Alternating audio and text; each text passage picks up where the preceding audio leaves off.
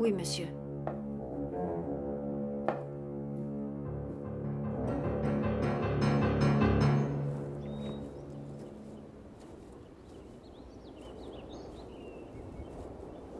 Tu as un problème, ma chérie. Tu as une mine préoccupée, je te connais, je suis ta mère. On ne se lève pas tous les matins de bonne humeur, maman. Je ne me suis pas non plus levée d'excellente humeur, mais je viens d'assister à une scène qui m'a mise d'entrain. Et quelle scène, maman? Il semblerait finalement que ton gentil mari se soit rendu compte que les fils d'Abigail ne sont pas les blanches colombes qu'il y paraît.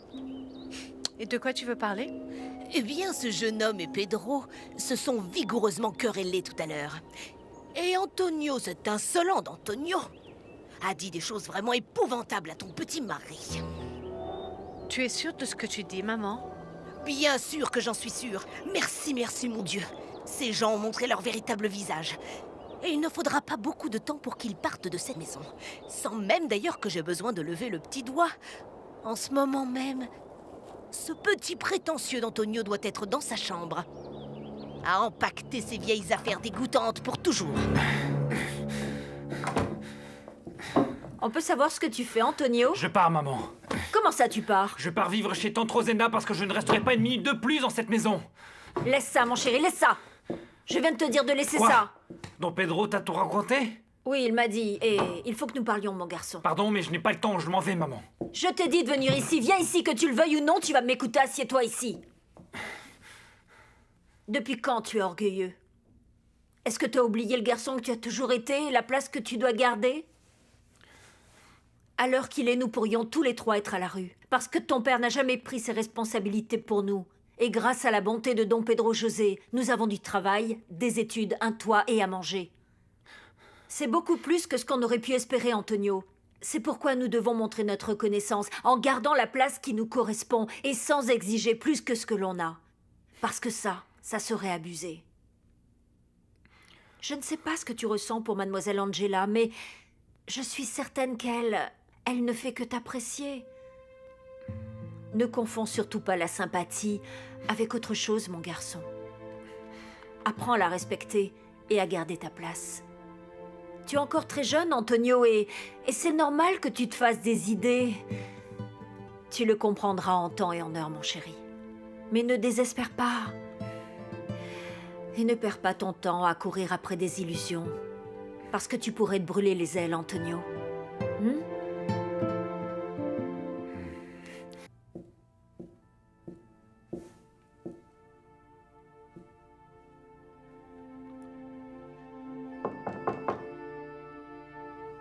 Entrez.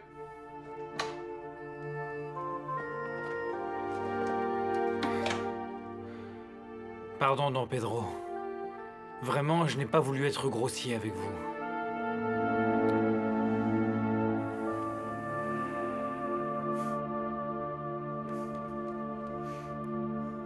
Mais votre nièce Valéria se sent très mal, elle a besoin de voir un docteur. Ce sont des sottises.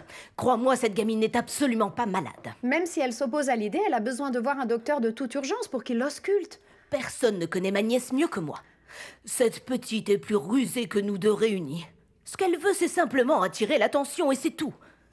Mais de toute manière, je te remercie de t'inquiéter pour elle.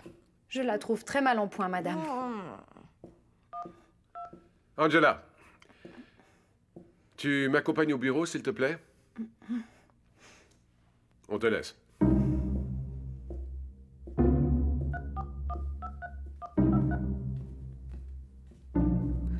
Oui, s'il vous plaît, avec la femme de Monsieur Arboleda. De la part de Madame Nina Macedo, veuve de Arayo et Aragon. Tu ne lui as pas fait de reproches quand même. Eh bien, je ne peux pas laisser ce jeune homme te déranger avec ses impertinences. Mais les choses sont pas ainsi, papa, c'est tout le contraire. Antonio est un vrai gentleman et il est très respectueux. Et en plus, moi j'adore vraiment être avec lui. Tu as peut-être raison, mais malheureusement, lui, il pourrait mal interpréter tes sentiments et ce n'est pas une bonne chose parce que ça pourrait mettre à mal ta relation avec Andrés Corona. Mais puisque je t'ai dit 1000 fois que je ne sors pas avec Andrés, papa. Ah. Je suis sûr que tôt ou tard, tu finiras par sortir avec lui, même si tu résistes. C'est un parti que n'importe quelle jeune fille prendrait. Et moi, je serais l'homme le plus heureux du monde si tu te mariais avec lui. Eh bien, il se peut que tu te trompes sur nous, alors ne précipite pas trop les événements, papa. Bon, que je me trompe ou non, je considère que le moment est arrivé de te montrer quelque chose que j'ai gardé depuis de longues années.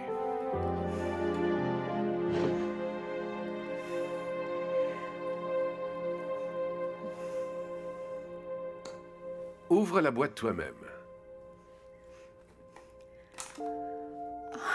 Papa, Qu'est-ce que tu en penses? il est merveilleux. Je n'ai jamais rien vu de tel auparavant.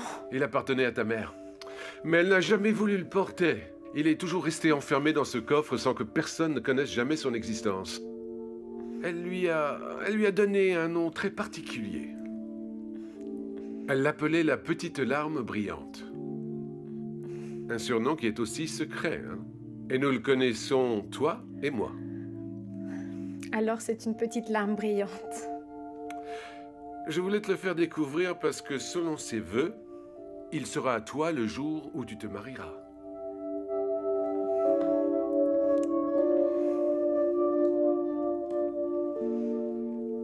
La petite larme brillante t'attendra ici jusqu'à ce jour-là, ma chérie. Quand tu seras sûr que je le sortirai de sa cachette, c'est un endroit que je suis seul à le connaître. Et que même toi, tu ne connaîtras pas jusqu'au jour où tu te marieras. Comme tout ça est mystérieux, papa. Bon, je vais te laisser pour que tu caches, dans ce lieu connu de toi seul, cette jolie petite lame brillante. Je te laisse, papa. Papa, qu'est-ce que tu as? Papa, qu'est-ce que tu as?